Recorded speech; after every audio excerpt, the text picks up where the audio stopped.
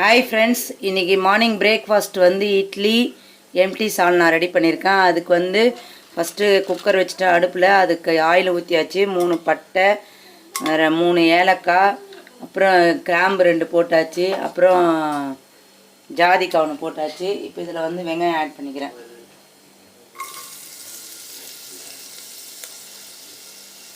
இது நல்லா வதங்கிறதுக்கு உப்பு ஆட் பண்ணிக்கலாம்.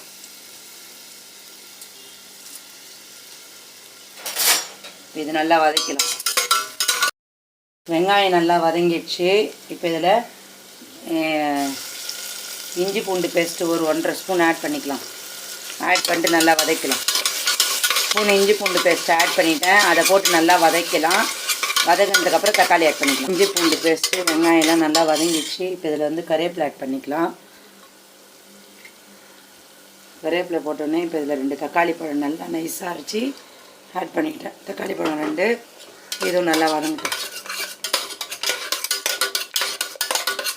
இதில் ஒரு பிடி புதினா, ஒரு பிடி கொத்தமல்லி ஆட் பண்ணிக்கிறேன். அதையும் வதக்கலாம்.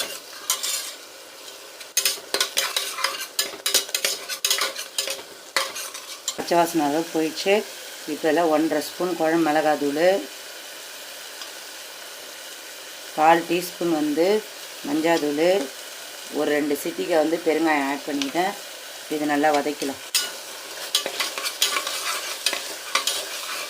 நம்ம எம்டி சால்னா ரெடி பண்ணுறதால கொஞ்சம் வந்து கனம் மசாலா ஆட் பண்ணிக்கலாம்.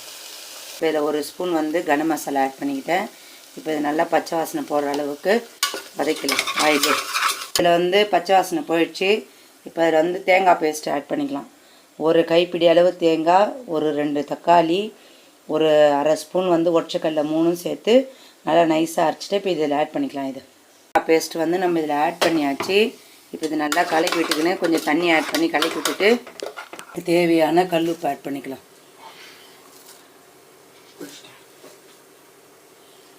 குக்கர் மூடி போட்டு விசில் வச்சிடலாம். ஒரு 2 விசில்.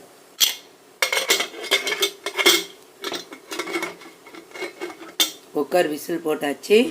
இப்போ நம்ம விசில் வந்ததுக்கப்புறம் பார்த்துக்கலாம். எம்டி சால்னா ரெடி ஆகிடுச்சு. இப்போ இதில் வந்து நம்ம கொத்தமல்லி தூக்கிக்கலாம்.